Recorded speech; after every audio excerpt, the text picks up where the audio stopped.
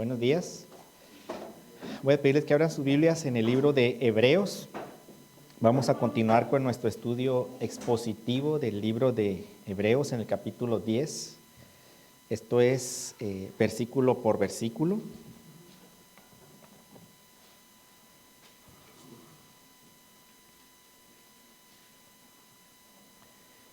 Y nuestro estudio está basado el día de hoy en el capítulo 10, a partir del versículo 19 y hasta el versículo 25.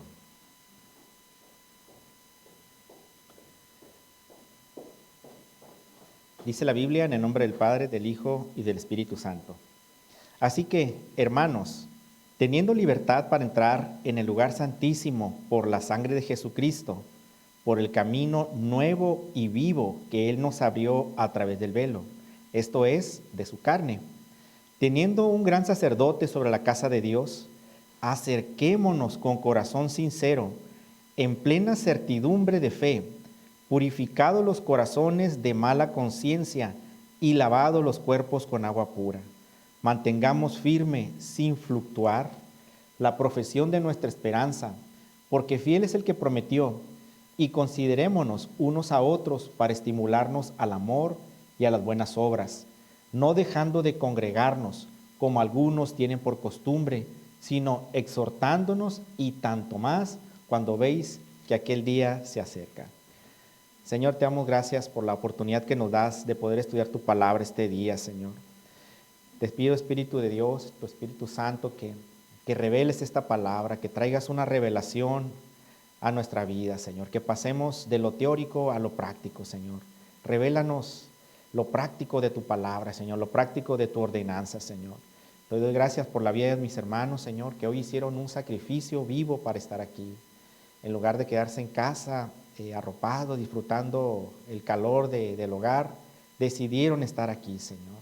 Y te doy gracias por la vida de cada uno de mis hermanos. Te pido que tu Espíritu Santo sea con ellos, Señor, y que hoy, Señor, esta palabra caiga en tierra fértil y dé fruto al 100%, en el nombre de Jesús. Amén, Señor. Muy bien, mis hermanos, bueno, pues la epístola que hemos estado estudiando del libro de los Hebreos se caracteriza porque no conocemos con precisión quién es el autor de este libro. Ya lo hemos comentado en varias ocasiones. El autor empieza con un saludo inicial, pero no se identifican.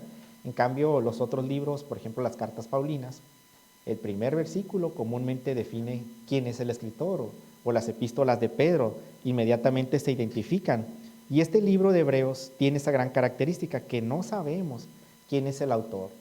Ahora, la persona que el Señor utilizó en describir el contenido del libro de Hebreos, evidentemente era una persona muy llena del Espíritu de Dios, porque supo interpretar todo lo que estaba pasando en relación a lo que sucedió después de la muerte de Jesucristo y todo el contenido del Antiguo Testamento. Él supo interpretar todo eso. Él entendió perfectamente que lo que estaba sucediendo en la iglesia primitiva era el reflejo de todo lo que se hacía de manera mecánica en el Antiguo Testamento. Uno de los grandes objetivos de este gran libro es presentar la excelencia de la persona de Jesucristo. Hasta donde hemos estudiado, hemos visto que el autor exalta a Jesucristo de muchas maneras. Él habla que es mayor que el máximo profeta que tienen actualmente los hebreos en su nación, que es Moisés. Jesús es superior que Moisés. Se requería de un gran sacerdote que pudiera hacerse responsable de los sacrificios, y Jesús es presentado como un sumo sacerdote. Aunado a eso, tenemos que Él murió. Es el único sacrificio que se necesitaba para que fuéramos libres de la maldad, del pecado y de todo aquello que nos acusaba delante del Señor. Así que esas son unas de las grandes esencias que tiene este libro. Ahora, el tiempo en que fue escrito era cuando la iglesia primitiva, los primeros convertidos cristianos, los primeros judíos que se estaban convirtiendo al judaísmo, tenían muchas dudas respecto a cómo iban a recibir esa nueva fe, ya que ellos estaban acostumbrados a las prácticas del templo. ¿Cuándo se iban a imaginar que iban a tener derecho a ingresar al lugar santísimo? Nunca. No podían entrar ni al lugar santo, porque ese lugar era reservado para el sacerdote, y el lugar santísimo era reservado para un sacerdote que se escogía al azar. Y si ese sacerdote, hermano, no estaba bien delante de Dios, caía fulminado.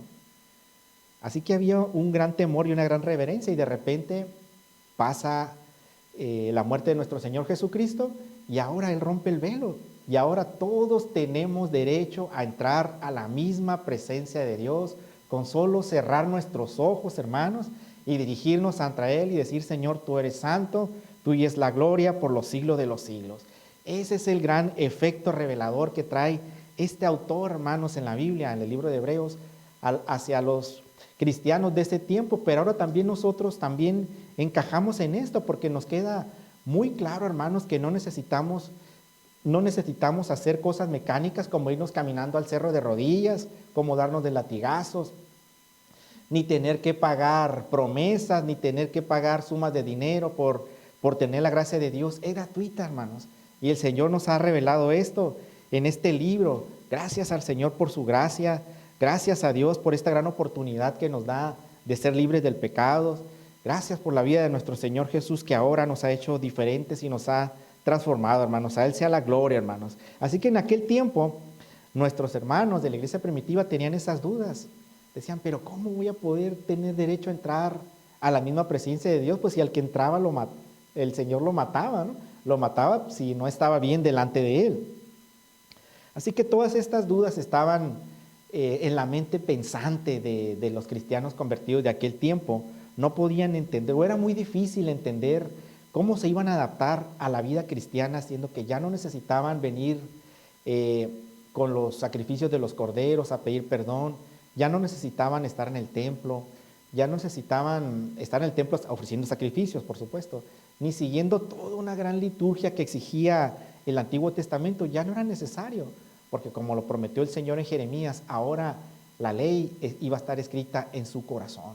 Y no se han preguntado, hermanos, por qué cuando andamos nosotros ya como hijos de Dios en la calle, por qué a veces casi siempre estamos pensando en el Señor, o estamos pensando en su palabra, o estamos dándole gracias a Dios por las cosas que pasan.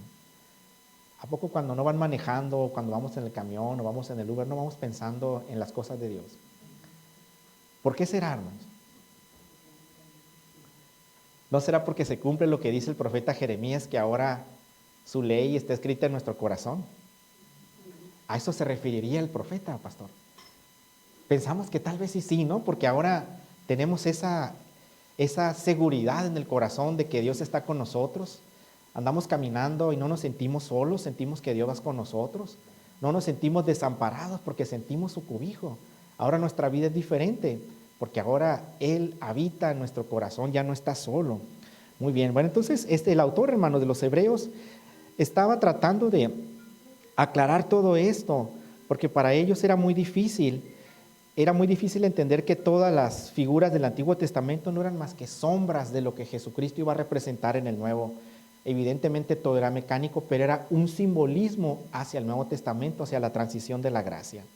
Muy bien, entonces todas las imágenes del Antiguo Testamento encontraron su cumplimiento en la muerte de nuestro Señor Jesucristo. Por ejemplo, todas las cosas que se hacían en el templo tenían una representación.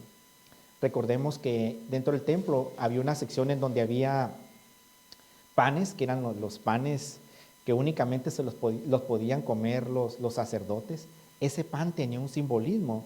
En el Nuevo Testamento el Señor nos aclara que Él es el pan de vida. Él es el pan que nos viene a dar vida. Antes de entrar al templo había un lugar en donde era el lavatorio, en donde los sacerdotes se tenían que lavar las manos para entrar al lugar santo. Era un simbolismo. No podemos entrar a la presencia de Dios si no venimos con nuestro cuerpo lavado, si no venimos en santidad. Era un simbolismo. ¿Y quién nos daba esa salud, esa sanidad, esa santidad? Pues eso nos lo otorgaba el Señor Jesucristo. Así que todas esas figuras en el templo eran sombras de lo que Jesucristo representaba. Bueno, entonces, hermanos, guiados por el Espíritu Santo, nuestro autor desconocido describe todos esos aspectos.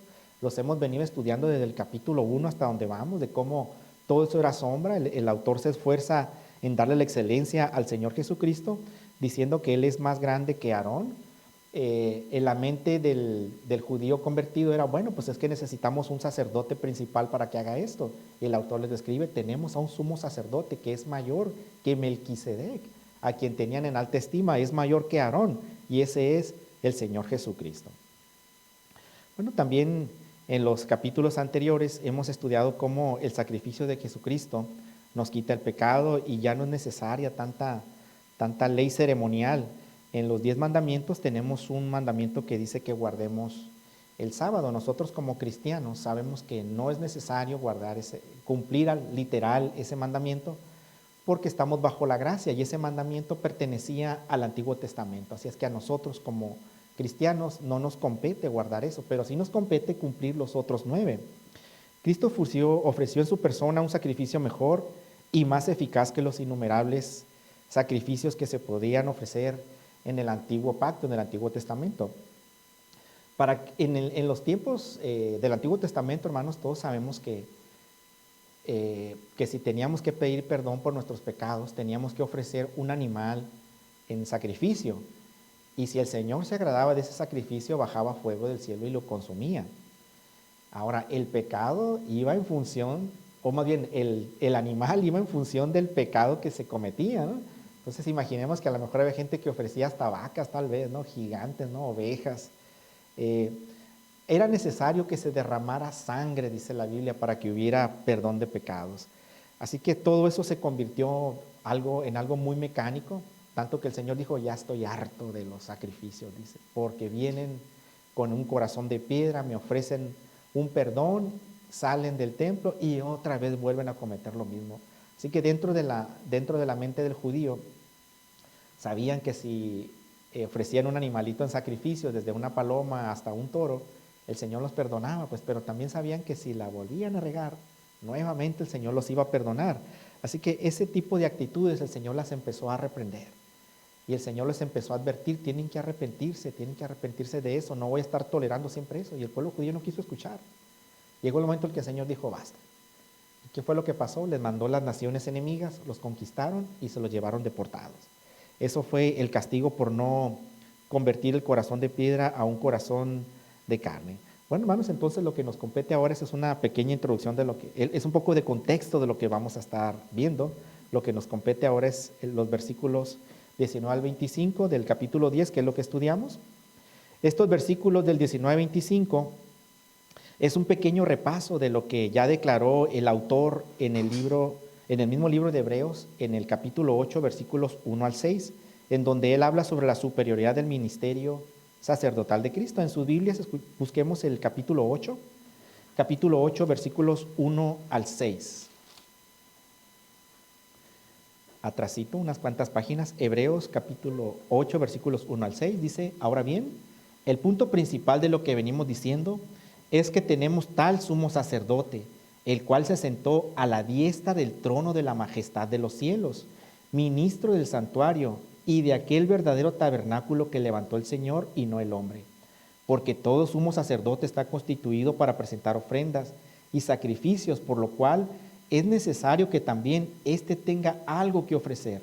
Así que, si estuviese sobre la tierra, ni siquiera sería sacerdote, habiendo aún sacerdotes que presentan las ofrendas según la ley, los cuales sirven a los que es figura y sombra de las cosas celestiales, como se le advirtió a Moisés cuando iba a erigir el tabernáculo, diciéndole, mira, haz todas las cosas conforme al modelo que se te ha mostrado en el monte. Pero tanto mejor ministerio es el suyo, cuanto es mediador de un mejor pacto, establecido sobre mejores promesas. Bueno, bajo esta declaración, hermanos, nosotros entendemos que Jesucristo es el mediador entre nosotros y nuestro Señor Dios. No se requiere de alguien más.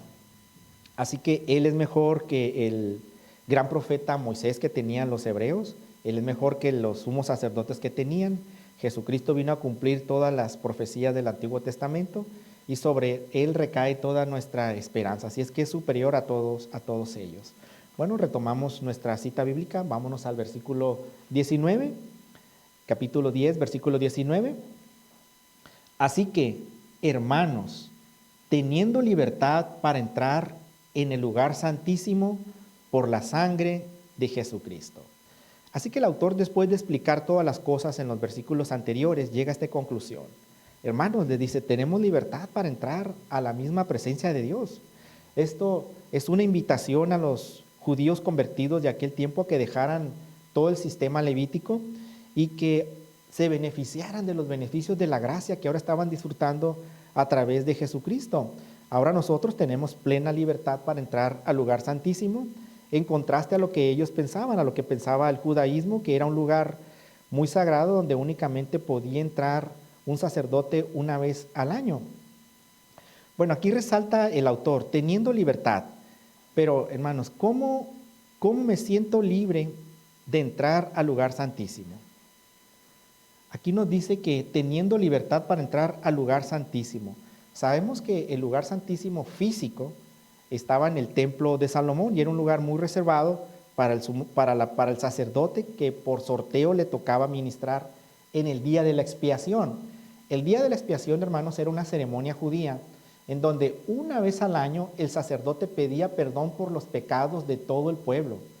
Si el sacerdote salía vivo del lugar santísimo, iba a haber bendición en cosechas, en prosperidad, en salud, en bendición para todo el pueblo judío. Pero si el sacerdote caía fulminado delante de la presencia de Dios, imagínense toda la maldición que iba a venir para el pueblo de Dios ese año. Todo porque su líder principal no estaba bien delante de Dios. Entonces, ¿a qué se refiere el autor cuando dice aquí al lugar santísimo? Si ese lugar santísimo físico ya no existe. Ahorita ya no existe, el templo está destruido y físicamente no existe. Vamos a ver qué dice la Biblia en el libro de Hebreos capítulo 6, si lo vemos en la pantalla, para identificar a qué se refiere con el lugar santísimo. Hebreos capítulo 6, del 19 al 20. Dice, la cual tenemos como segura y firme ancla del alma y que penetra hasta dentro del velo, donde Jesús entró por nosotros como precursor, hecho sumo sacerdote para siempre, según el orden de Melquisedec. De acuerdo a lo que estamos leyendo, dice que Jesús entró por nosotros como precursor, hecho sumo sacerdote, es decir, él con todos los derechos habidos y por haber entra al lugar santísimo. Pero no entra, hermanos, al lugar físico, porque la Biblia dice que Jesús jamás entró al lugar santísimo físico. A lo que se refiere el versículo 19 y 20 es que él está entrando a la misma presencia de Dios. A eso se refiere cuando dice aquí al lugar santísimo. Entonces, nosotros interpretamos en el versículo 19, cuando dice que tengamos libertad para entrar al lugar santísimo, no es al lugar físico, sino que es entrar a la misma presencia de Dios. Tenemos libertad ahora, hermanos, para entrar a la misma presencia de Dios. Cuando nosotros cerramos nuestros ojos y oramos, entramos a la misma presencia de Dios. Tenemos esa gran libertad. Así que en el versículo 19, cuando se refiere al lugar santísimo, no se refiere al lugar físico, sino que se refiere a la misma presencia de Dios, que es algo espiritual que solo nosotros podemos interpretar. Este versículo también no nos habla de que tengamos una reunión física, una reunión particular, en donde hay alguna especie de liturgia o alguna partición del pan o para oración, sino más bien es el acceso que tenemos cada uno de nosotros a través del sacrificio de Jesucristo. Vamos a ver qué dice la Biblia en Hebreos 4:16, lo vemos en la pantalla. Hebreos 4, capítulo 16, con respecto a acercarnos a su presencia. Hebreos capítulo 4, versículo 16 nos dice, acerquémonos pues confiadamente al trono de la gracia para alcanzar misericordia y hallar gracia para el oportuno socorro. Así que, hermanos, esto que estamos viendo es una doctrina primaria, hermanos. No necesitamos ningún intermediario más para llegar a la presencia de Dios. Nadie nos puede negar el acceso a la presencia de Dios. Como sus hijos tenemos derecho al acceso directo a la comunicación con Dios. Lo estamos comprobando con esto. Esta es una doctrina esencial. No tenemos que confesarle nuestros pecados a alguien para que después nos lleve a otra persona y luego a otra, ¿no?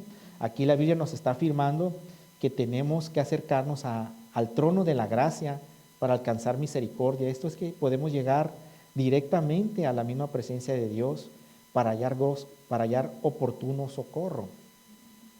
Eso es cuando sintamos tribulación o sintamos necesidad de algo, hay un requisito, hermanos, hay que acercarnos, pero aparte de confiadamente, acercarnos con las manos limpias, ¿no? Con las manos, con una actitud consagrada. No nos vamos a acercar todos inmundos a la presencia de Dios porque no vamos a poder entrar. O el Espíritu Santo no nos va a poder transmitir ese contacto con Dios. Para ello hay que acercarnos confiadamente, sí, pero bueno, dentro del vínculo de una santidad. Así que, hermanos, el fundamento de esta libertad y de esta doctrina primaria es Jesucristo. Gracias a Él tenemos acceso al Padre. Y dentro del derramamiento de la sangre de Jesucristo, que nos da esa libertad para acercarnos confiadamente al trono de su gracia, podemos ver dos efectos. Vamos a ver qué dice en sus Biblias, el capítulo 9, versículo 12, respecto a la sangre de Jesucristo. Vamos a ver dos efectos de su sangre. Por un lado, el camino hacia el lugar santo, hacia Dios. La única forma de abrirse ese camino anteriormente era con el derramamiento de sangre. Hebreos capítulo 9, versículo 12, y no por sangre de machos cabríos, ni de becerros, sino por su propia sangre, entró una vez para siempre en el lugar santísimo, habiendo obtenido eterna redención.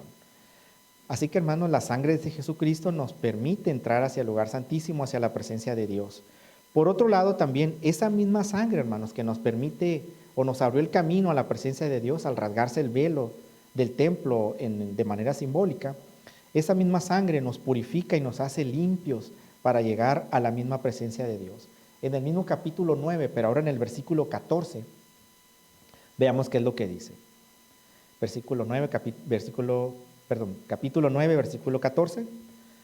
¿Cuánto más la sangre de Cristo, el cual, mediante el Espíritu eterno, se ofreció a sí mismo sin mancha a Dios, limpiará vuestras conciencias de obras muertas para que sirváis al Dios vivo? Así que el primer efecto de esa sangre derramada es que nos permite el acceso al Padre. El segundo efecto es que esa sangre nos limpia de nuestros pecados, nos transforma nuestra mente, nos libera nuestra conciencia, dice aquí de obras muertas, en otras palabras, del pecado, de malas obras, de obras que no bendicen a nuestro Señor. A eso se refiere. Así es que la sangre de Cristo nos limpia, transforma nuestra mente y tiene ese gran efecto en nosotros que lava nuestra vida del pecado, hermanos. Esos son los grandes efectos que tiene.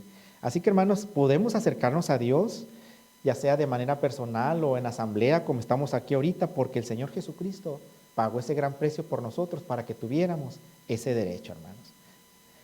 Versículo 20, hermanos, del capítulo 10. Nos regresamos al capítulo 10, versículo 20. Continúa el autor diciendo: por el camino nuevo y vivo que Él nos abrió a través del velo, esto es, de su carne.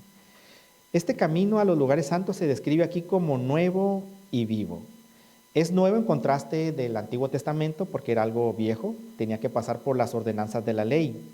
Y es vivo porque Jesucristo es el camino por el que se viene al Padre. Y eso lo afirma Juan en capítulo 14, versículo 6. Vamos a ver qué dice el libro de Juan, capítulo 14. Juan capítulo 14, versículo 6. Y Jesús les dijo: yo soy el camino y la verdad y la vida. Nadie viene al Padre sino por mí. Así que ese camino vivo es Jesucristo. Ese nuevo camino para acercarnos al Señor después de la transición del Antiguo Testamento al Nuevo Testamento, ese puente es Jesucristo. Y ¿por qué se dice que es vivo? Ya sabemos que es nuevo por el Nuevo Testamento, la nueva gracia que tenemos, pero ahora, ¿por qué dirá el autor que es vivo? Jesús está diciendo que vive para siempre y que va a interceder por nosotros. Veamos qué dice el libro de Hebreos en el capítulo 7. Hebreos capítulo 7, versículo 25. 7:25, por lo cual puede también salvar perpetuamente a los que por Él se acercan a Dios, viviendo siempre para interceder por ellos. Eso quiere decir, hermanos, que todavía el Señor que dio su vida para salvarnos, todavía el Señor dice aquí, viviendo siempre, es decir, que nuestro Señor Jesucristo se está desviviendo, se está haciendo pedazos en otra manera, en otra forma de expresarlo, para pedirle al Señor por nuestra vida, ¿no? El Señor es una de sus, es algo de su naturaleza, siempre está intercediendo por nosotros, hermanos. Así que cuando nosotros nos sintamos desmotivados, cuando sintamos que andamos en malos pasos, el Señor Jesús siempre va a estar hablando a nuestra vida a través de su Espíritu Santo, y Él siempre va a estar intercediendo por nosotros. Sabemos que hay alguien que nos acusa, pero tenemos un abogado que nos está representando y que nos está diciendo que somos inocentes, hermanos, delante del Señor. Bajo la antigua alianza, entonces, el sumo sacerdote podía entrar al lugar santísimo una vez al año, es decir, el día de la expiación. Ahora, qué gran contraste, hermanos, todo muy mecánico. Todos estaban acostumbrados a ver el sacrificio de animales, a ver todas las tradiciones hebreas que tenían que pasar, y de repente viene el Señor Jesús con su nuevo pacto, y ahora ya no es necesario todo lo físico, ahora todo es por fe, hermanos, por fe en Él solamente, ¿no? Hoy cada creyente es parte de este gran sacerdocio que nos está dando nuestro Señor Jesucristo. Ya no ofrecemos evidentemente sacrificios físicos, pero son de alguna manera sacrificios espirituales aceptables por Dios. Vamos a ver qué dice la Biblia en Primera de Pedro, capítulo 2, versículo 5, Primera de Pedro, adelantito de Hebreos. Primera de Pedro 2, 5.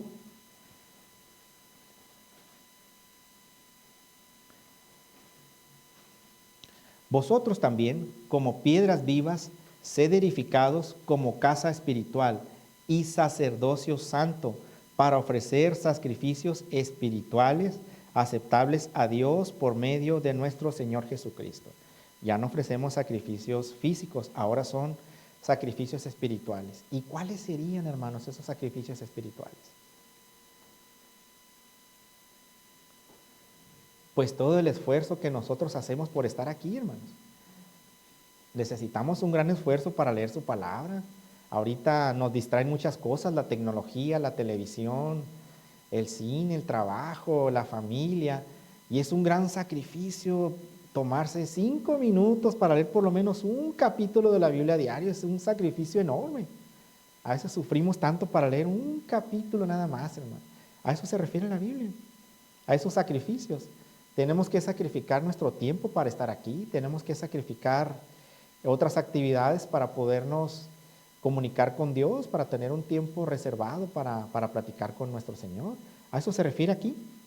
Nosotros nos edificamos como una casa, nuestro cimiento es Jesucristo, tenemos un sacerdocio personal cada uno de nosotros, y cada uno de nosotros presenta un sacrificio espiritual diario al Señor.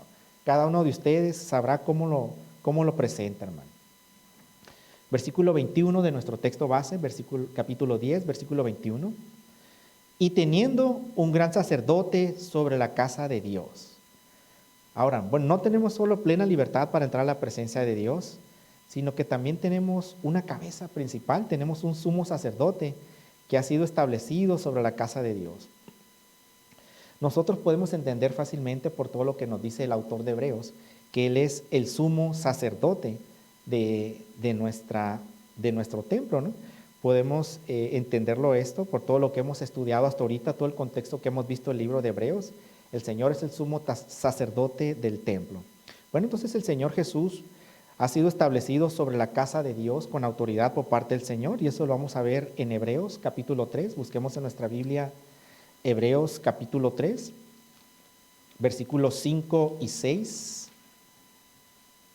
Hebreos capítulo 3, versículos 5 y 6.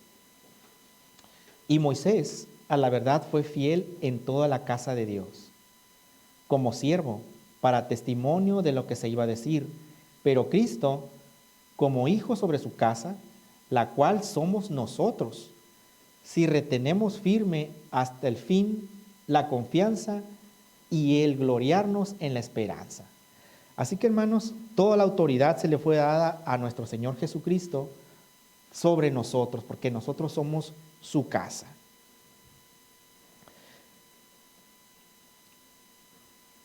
Bueno, entonces, sobre este mensaje del día de hoy, el título es que son 3 consejos para Los cristianos, bueno, vamos a ver el primer consejo de este autor en el versículo 22.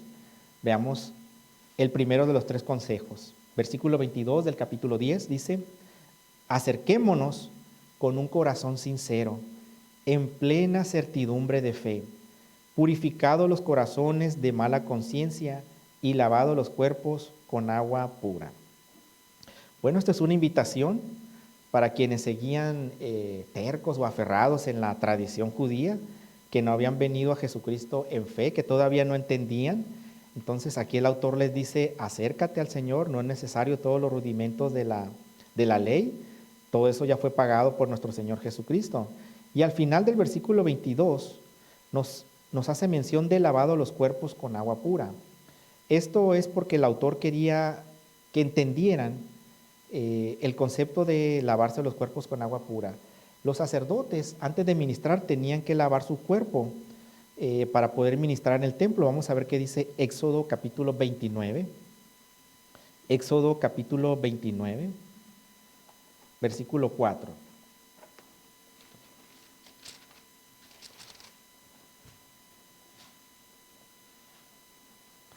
Éxodo capítulo 29, versículo 4. Y llevarás a Aarón y a sus hijos a la puerta del tabernáculo de reunión y los lavarás con agua. Así que el judío, vamos a decir, que seguía la ley en ese tiempo, entendía perfectamente este concepto del final del versículo 22, donde dice lavado los cuerpos con agua pura.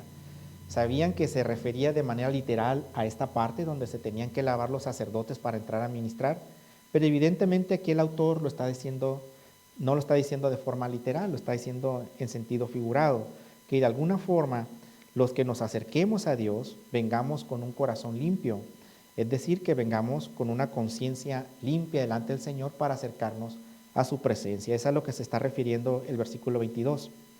Y ese mismo versículo 22 lo vamos a ver en la traducción en lengua actual en la pantalla. La siguiente, por favor. Y vamos a comparar el contraste que hay entre el versículo 22 de la Reina Valera contra la traducción en lenguaje actual. Por eso, mantengamos una amistad sincera con Dios, teniendo la plena seguridad de que podemos confiar en Él, porque Cristo nos dejó limpios de pecado, como si nos hubiera lavado con agua pura y ya estamos libres de culpa. Bueno, en esta versión nos deja muchísimo más claro, ¿no?, lo que quería dar a entender el autor. Entonces, el primer consejo, hermanos: acerquémonos a Dios confiados, porque tenemos derecho y el Señor nos limpió para ganarnos ese derecho. En Santiago capítulo 4, versículo 8, todavía Santiago nos refuerza este pensamiento. Dice: acercaos a Dios y Él se acercará a vosotros. Pecadores, limpiad las manos, y vosotros, los de doble ánimo, purificad vuestros corazones. Así que siempre el deseo del Señor, hermanos, es que nosotros nos acerquemos a Él. En múltiples textos de la Biblia siempre se habla que nos acerquemos a Dios. Acércate al Señor. Siempre, siempre la invitación de nuestro Dios va a estar abierta a que nos acerquemos en necesidad, en pecado, para que arreglemos cuentas. Siempre la preocupación de nuestro Dios es estarnos buscando y abriendo la puerta para que nos acerquemos a Él. Así que podemos acercarnos con un corazón limpio hacia Él, porque tenemos el acceso abierto. El problema del sumo sacerdote ya fue resuelto, ya tenemos quien ministre delante de Él, que es el Señor Jesucristo, que es el sumo sacerdote. Veamos a continuación ahora el segundo consejo, en el versículo 23. Versículo 23 del capítulo 10. Mantengamos firme, sin fluctuar, la profesión de nuestra esperanza, porque fiel es el que prometió.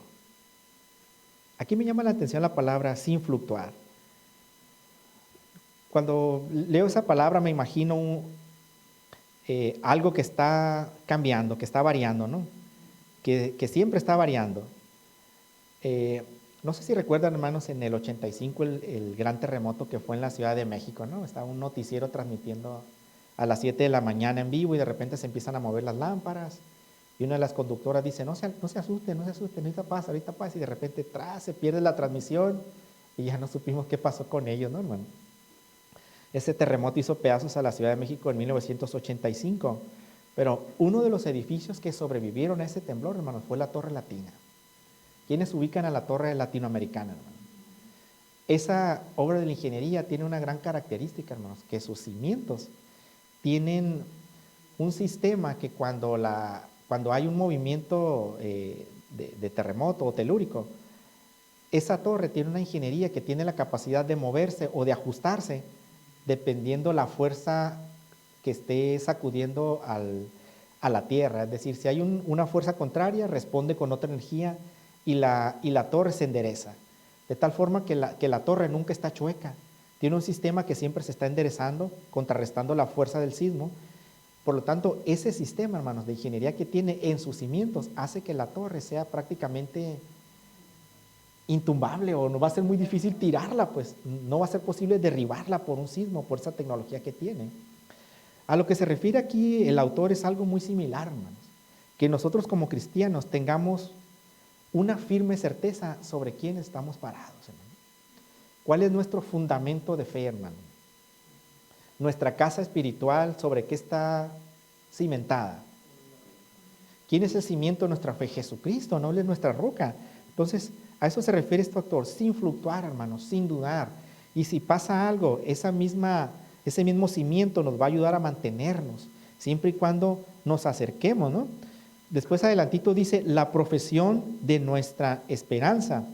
Es decir, no cambiemos en la profesión de nuestra esperanza. ¿A qué se refiere con la profesión de nuestra esperanza? Esa palabra profesión podría ser a la declaración de nuestra fe, tal vez, ¿no? Es decir, hermanos, estemos firmes en la declaración de nuestra fe, porque fiel es el que prometió. ¿Y cuál es esa esperanza que tenemos? ¿A qué se refiere con esa esperanza? ¿Es algo físico o es algo literal? Vamos a ver qué dice Romanos capítulo 8, versículo 25. Vamos a buscar algunas pistas para ver a qué se refiere. Romanos capítulo 8, versículo 25.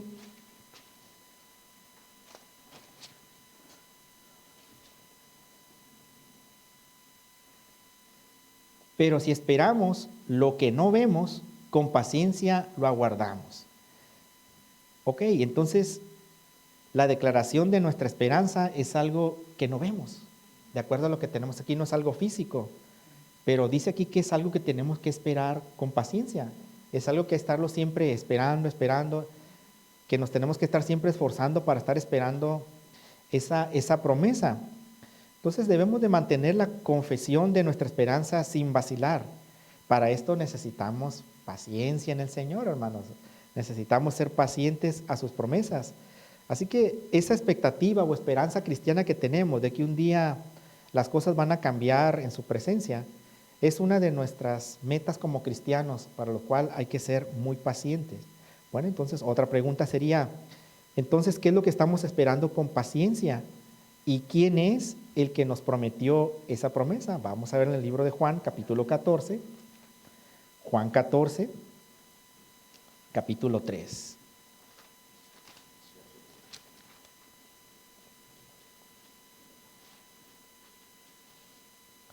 Y si me fuere y os prepararé el lugar, vendré otra vez y os tomaré a mí mismo para que donde yo estoy, vosotros también estéis. Entonces, hermanos, ¿qué esperamos con paciencia? La venida de nuestro Señor para estar con Él, ¿no? ¿Y quién nos prometió eso?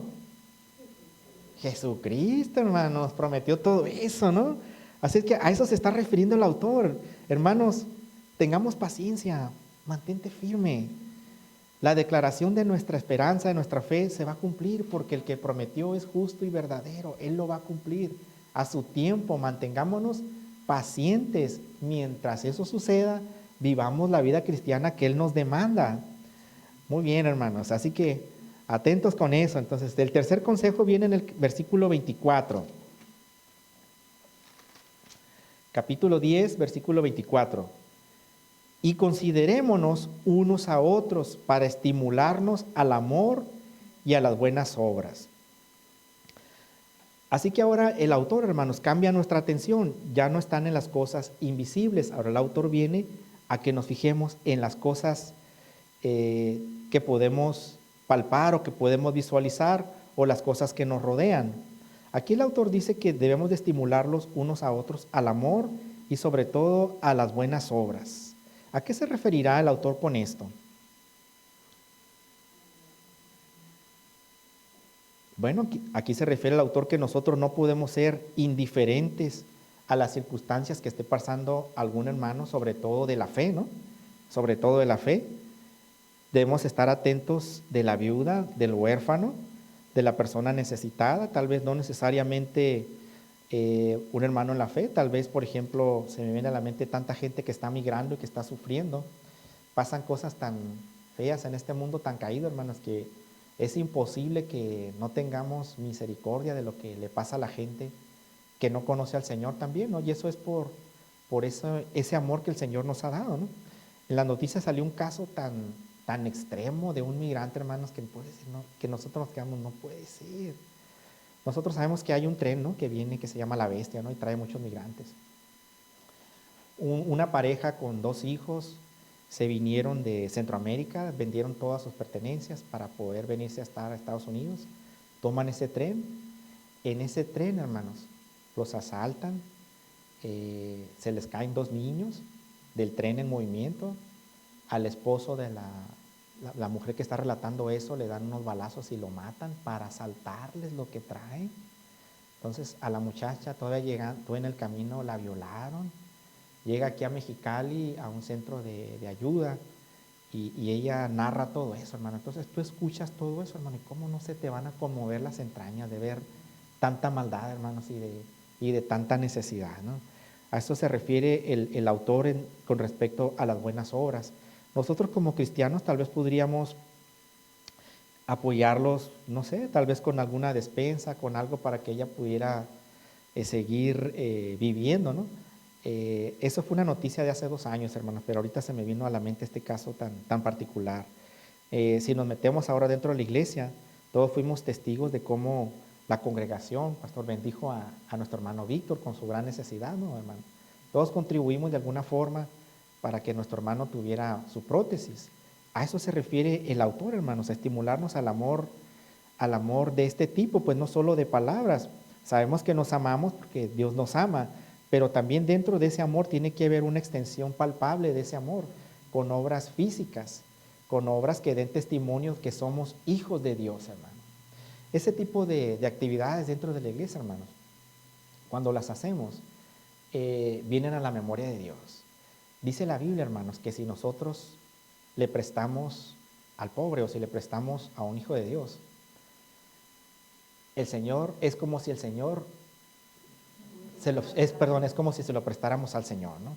Entonces imagínate, hermano, que el Señor te deba algo. Bueno, sería un abuso si lo pensáramos de esa manera, ¿no? Pero sabemos que el Señor es tan bueno que no se queda con nada y nos lo regresa. Muchos de nosotros, hermanos, hemos sido bendecidos por estar aquí. En este púlpito no predicamos sobre promesas, no predicamos sobre dinero, no le exigimos a la gente que tiene que dar diezmo, que tiene que dar ofrenda. A nadie le exigimos que venga a dar un pacto. No se le anda fiscalizando a nadie a ver cuánto gana para decirle tienes que dar tanto. Eso es voluntario. Y eso lo pone el Espíritu de Dios en el corazón de cada uno de nosotros. Cada uno de nosotros somos responsables de mantener esta obra, hermano. Esta obra también subsiste por la voluntad que nosotros tenemos de dar para mantener este lugar. El Señor se da cuenta de todo eso, ¿saben? En el Nuevo Testamento, cuando el Señor entró a la sinagoga, se dio cuenta de cuánto estaba echando la gente de dinero a la ofrenda. Y se dio cuenta no solo de la cantidad, sino con qué intención lo estaban dando. Él se dio cuenta que mucha gente daba de lo que les sobraba, ¿no? Estaban y aventaban dinero, ¿no? Pero se dio cuenta de una viuda que dio lo único que tenía para comer, unos cuantos centavos, ¿no? Esa señora viuda dio lo que tenía de sustento para toda la semana, tal vez no tenía qué comer, tal vez, pero ella dijo, yo voy a dar para mi Dios, ¿no? Y evidentemente de eso se dio cuenta el Señor y la bendijo, y no, seguramente la bendijo muy grandemente. La Biblia no nos da más contexto de eso, pero estamos seguros de que Dios la bendijo. Y yo estoy seguro que aquí hay muchos hermanos bendecidos, que Dios ha prosperado por esa fidelidad de estar aquí, de poder aportar, de bendecir a nuestros hermanos. Hemos sido bendecidos, hermanos. ¿O hay alguien que aquí no ha sido bendecido por parte del Señor? Nos da mucho gusto cuando el Señor obra, ¿no? El nuevo empleo que tiene Gina nos dio mucho gusto, es un testimonio muy grande también de lo que Dios hace. No estamos desamparados, hermanos, no es solo reunirnos aquí los domingos. Hay algo, hermanos, hay un propósito al estar aquí. Nosotros nos acercamos al Señor con un corazón sincero, venimos, le cantamos, le adoramos, lo bendecimos con algo de lo mucho que Él nos bendice y todavía Él nos lo regresa multiplicado, hermanos. ¿Cómo no vamos a estar agradecidos, hermano? ¿Cómo no vamos a ser fieles para estar aquí, hermano? Es triste cuando la gente no valora esto, hermano. Muchos de nuestros hermanos o algunos de los que ya no están aquí ya no valoran eso. Quieren ver un supergrupo de alabanza aquí cantando, que haya mucha emoción, que haya júbilo en la alabanza. Pues claro, también lo decíamos, pero no es solo eso, hermano. La adoración al Señor es solo una parte. El plato principal es la exhibición de su palabra con la verdad. Eso es lo principal de esta reunión. Nosotros estamos aquí con una conciencia tranquila. Tenemos paz porque sabemos que estamos en lo correcto. No necesitamos un espectáculo. No necesitamos que el que está aquí enfrente se suelte hablando en lenguas y que se vea el poder de Dios. Aleluya, ramashara, makara, bashai. No necesitamos eso. Eso es algo personal, ¿no? De los que hablamos en lenguas, lo hacemos, pero cuando sentimos el deseo de hacerlo, no por presumir. Ahorita se me salieron unas cuantas, ¿no? pero es cuando, eso en mi caso particular es cuando quiero platicar con Dios y despojarme de todo lo que traigo y no hay yo qué decirle y me suelto hablando en lenguas. Pero eso es algo personal, donde nadie me ve, hermanos, donde no hay nadie, ¿no? Porque hay uno derrama su corazón delante del Señor. A veces es imposible no soltar las lágrimas, porque a veces uno está cargando tantas cosas en el corazón y viene con tantas cosas, con tantos problemas, que el único refugio que tenemos es llorar delante de la presencia del Señor. Pero Dios es tan bueno, hermanos, que nos consuela, ¿no? Y nos trae fortaleza y nos trae socorro. Así que, hermanos, las buenas obras tienen que ser parte de nuestra vida cristiana, hermanos. Es algo que debe estar de manera natural en nosotros. No es algo que se tenga que estar exigiendo en el púlpito, es algo que debe estar en nosotros porque somos hijos de Dios y somos regenerados, es algo natural que se debe dar. Así como uno de los atributos del Señor es amarnos sin condición, así también nosotros, uno de nuestros atributos como hijos de Dios es que tengamos un buen testimonio para el mundo que nos está viendo. Bueno, tampoco se trata, hermanos, de estar vigilando a los hermanos, a ver qué están haciendo, ¿no? Con un ojo crítico, pero sí tenemos que cuidarnos y amarnos de manera mutua. Uno de los problemas modernos de nuestra iglesia es que estamos perdiendo todas estas sanas costumbres, hermano. Nuestra iglesia ha estado evolucionando. Después de pandemia fuimos testigos de que muchos hermanos se enfriaron, el amor de muchos se apagó, muchos dejaron de congregarse, por alguna circunstancia ya no tienen ese deseo de estar en la iglesia. Estos aparatos portátiles les apagó el amor a mucha gente. Eso es muy grave, hermanos, porque eso está definiendo el destino eterno que va a tener cada uno de nosotros. De esta congregación, pues somos aquí los que estamos fieles y los que nos estamos esforzando por estar aquí. Pero aún así, hermanos, hay que guardar esas sanas costumbres a las cuales nos invita la Biblia a que compartamos, como por ejemplo, en la iglesia en donde yo empecé a crecer cuando era adolescente, hace muchos años, había una sana costumbre de visitarnos, hermanos. Cuando no había culto, como alrededor de la iglesia, pues vivíamos casi la mayoría y era muy cerca. Cuando no había servicio, nos visitábamos, hermanos. Y comúnmente nuestras visitas, como no había internet, pues no había dispositivos móviles, no había celulares, casi siempre nuestra visita era para ver cómo estábamos. Y casi siempre alguien sacaba una Biblia y empezábamos a leer algo. Y cuando nos despedíamos, orábamos, hermanos. Damos gracias a Dios por la vida de nuestros hermanos. Y siempre, hermanos, terminábamos leyendo un salmo. Era una costumbre de la iglesia, la primera iglesia en la que empecé a ir. Era una costumbre y siempre era así, hermano. Siempre era así. El hermano que faltaba un domingo, al siguiente día, el lunes, el pastor ya estaba ahí. Hermano, ¿qué pasó? ¿Cómo estás? ¿Cómo has estado? ¿Por qué no viniste? Y pues el hermano, bueno, ya qué decir. No, hermano, pues el diablo. El diablo que no me dejó. ¿Y cuál el diablo jugó México contra Estados Unidos ese domingo, no? Pero bueno, que son cosas, ¿no? A lo que vamos, hermanos, que esas sanas costumbres hay que recuperarlas, hermanos, el orar unos por los otros. Ahorita que tenemos todos los medios habidos y por haber para estar comunicados, no nos comunicamos, hermanos. Por ejemplo, en nuestros grupos de WhatsApp casi no nos comunicamos, ¿no? De la iglesia me refiero, ¿no? Nada nos cuesta un buenos días, hermanos, Dios los bendiga. El pastor constantemente nos está enviando un pensamiento relativo a la Biblia, algún estudio. Siempre se preocupa el pastor por estar enviando mensajes de ese tipo, y a veces nosotros ni los leemos como hombres, ¿no, pastor? A veces ni los vemos, ¿no? Pero siempre es algo edificante lo que manda él, pues. Entonces, hermanos, vamos haciendo un esfuerzo, hermanos, para recuperar esta sana costumbre de estar bien comunicados, de tener esa comunión entre nosotros mismos. Y vamos empezando por eso. ¿Qué tal si vamos respondiéndole los mensajitos que nos manda Elvira o que nos manda el pastor a nuestro grupo de WhatsApp, de decir, buenos días, hermanos, gracias por el mensaje, Dios te bendiga? ¿Y por qué no vamos haciendo un propósito también, hermanos, de orar unos por los otros? No cuando nos reunimos aquí, sino cuando andamos en nuestra casa, ¿no? Cuando nos tomamos ese tiempo de privacidad para estar con Dios, ¿por qué no nos acordamos un poquito de nuestros mismos hermanos aquí mismo? Esa es una muy sana y muy buena costumbre, hermanos, que hay que recuperar. Eso es estimularnos, hermanos, unos a los otros, como dice aquí, ¿no? Considerémonos unos a los otros para estimularnos al amor. Bueno, pues vamos a estimularnos de esa manera. ¿Qué tal si nos proponemos en una semana simplemente orar por alguien de la iglesia, ¿no? Una semana. Agárrate a un hermano al que tú quieras y simplemente di, Señor, bendice a mi hermano, ayúdalo, protégelo, guárdalo.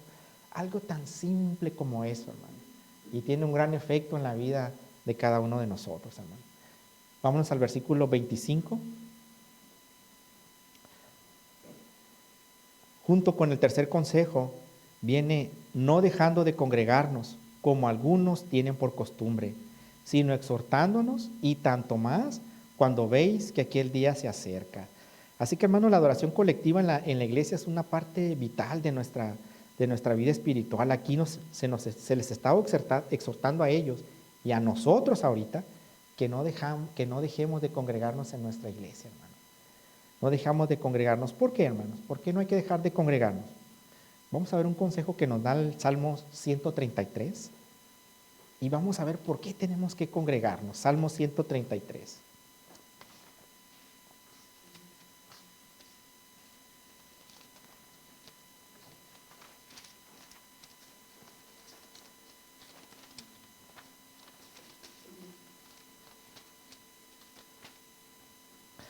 Son 4 versículos. Dice, mirad cuán bueno y cuán delicioso es habitar los hermanos juntos en armonía. ¿Estamos juntos, hermanos? Amén, ¿verdad? Estamos en armonía. Amén, hermanos, estamos en armonía. Es como el buen óleo sobre la cabeza, el cual desciende sobre la barba de Aarón, y baja hasta el borde de las vestiduras, como el rocío de Hermón, que desciende sobre los montes de Sión, porque allí envía Jehová bendición y vida eterna, hermanos. Entonces, ¿por qué debemos de congregarnos? Porque el Señor nos va a bendecir y nos va a dar vida eterna, hermanos. Por eso tenemos que congregarnos. ¿Qué más queremos, hermanos, para no venir, no? ¿Qué otro pretexto podríamos poner para no venir, hermanos? El Señor nos da bendición y vida eterna para congregarnos. Así que, hermanos, dice, no dejemos de congregarnos, como algunos de ustedes tienen por sana costumbre, sino también exhortémonos nosotros mismos estando aquí. Exhortémonos nosotros mismos en ánimo, en consuelo, en advertencia tal vez, para fortalecernos. Y esta exhortación pues va encaminada a preparar nuestra vida espiritual. Dice al final, mientras vemos que aquel día se acerca, dice, cuanto veis que aquel día se acerca. ¿A qué se refiere, hermanos? A la venida del Señor, dice, mientras que el día del regreso del Señor debemos de estar comprometidos con un compañerismo entre nosotros, no dejando de congregarnos, porque vemos que aquel día se acerca. Veamos qué dice segunda de Pedro, capítulo 3, versículo 9, adelantito de Hebreos. No dejamos de congregarnos porque sabemos que el Señor viene por su iglesia. Segunda de Pedro, capítulo 3, versículo 9. Dice, el Señor no retarda su promesa, según algunos la tienen por tardanza, sino que es paciente con nosotros, no queriendo que ninguno perezca, sino que todos procedan al arrepentimiento. Oye, pastor, pues tiene el Señor 2000 años diciéndonos que va a venir. Pues sí, pero el Señor es tan bueno que no quiere que se pierdan, sino que nos está dando oportunidades siempre, siempre, siempre, siempre. Pero va a llegar el momento que esa oportunidad va a tener un límite. El Señor va a tener un límite, va a decir, hasta aquí. Y quienes estén congregándose y que estén haciendo lo que Él nos demanda, son los que nos vamos a ir con Él, hermanos. Amén. Es lo que estamos esperando, así que, hermanos, alentémonos mutuamente a asistir a las reuniones. Si alguien por alguna razón falla, hay que alentarlo, hermano. No perdemos nada con mandar un mensajito. Yo creo que es bueno que tengamos esta sana costumbre. Hermano, espero que estés bien, que estés sano. Si tienes alguna necesidad, pues estamos a tus órdenes. Todo esto mientras vemos que aquel día se acerca a practicar esta coinonía, esta comunión. El día del juicio, pues sabemos que se acerca. Estamos en los últimos días, ya pasa cada cosa que ya ni nos sorprende, ¿no, hermanos? Lo que pasa, todo lo que estamos viendo en el mundo, ¿no? Sin duda estamos más cerca que nunca de ese día final. Por lo tanto, hermanos, nos necesitamos los unos a los otros. No puede haber un cristiano llanero solitario. Necesitamos estar aquí porque nos necesitamos unos a otros. No podemos estar solos. El pastor no puede estar solo, necesita nuestra ayuda. Los que estamos aquí no podemos estar solos, necesitamos tener esa comunión entre nosotros. Así es, hermanos. Así es que entonces, resumiendo, podemos decir nosotros que pronto ya no vamos a estar, ya no estaremos, ya no entraremos a la presencia de Dios por la fe. Y esto es porque vamos a estar con Él y lo vamos a ver con nuestros propios ojos. Entonces, el objeto de nuestra esperanza va a ser alcanzado, que es estar en la presencia de Dios, en su casa, a la morada que Jesucristo nos fue a preparar a cada uno de nosotros. Pronto ya no necesitaremos estimularnos mutuamente al amor ni a las buenas obras. Y esto es porque estaremos cerca de la fuente del amor verdadero, hermanos, que es Jesucristo, hermanos. ¿A poco esto no los emociona, hermanos? Amén, hermano. ¿A poco no es emocionante esto? Es esa seguridad que tenemos de que vamos a estar en persona con el autor y consumador de nuestra fe, Jesucristo, hermano. Eso es emocionante, hermano. Y no es solo una emoción, es una garantía porque su palabra, su voluntad nos lo está afirmando. Así que, hermanos, terminemos estos 3 consejos acercándonos al Señor con un corazón sincero. Esto es con la fe de que tenemos un corazón limpio, de que nuestros pecados han sido perdonados, han sido lavados. Si alguno de ustedes necesita, hermanos, que esa sangre nuevamente perdone sus pecados, ahí donde estás, de manera personal, pídele al Señor nuevamente que limpie tus manos. Él está con los brazos abiertos a siempre perdonarnos. También, hermanos, mantengamos firmes nuestra esperanza de que ese día, algún día va a llegar. Ese día va a estar a nuestro alcance pronto, tal vez. No lo sabemos, tal vez nos toque, tal vez sí, no lo sabemos, pero siempre tengamos esa esperanza de que Él va a venir y va a venir por nosotros. Y finalmente, hermanos, el tercer consejo es considerémonos unos a los otros. ¿Y qué tal, hermanos, dentro de esta consideración, ya para terminar, por qué no oramos unos por los otros, hermanos? ¿Qué tal si oras por algún hermano que está aquí, el que tú quieras, el que ponga el Espíritu Santo en tu corazón?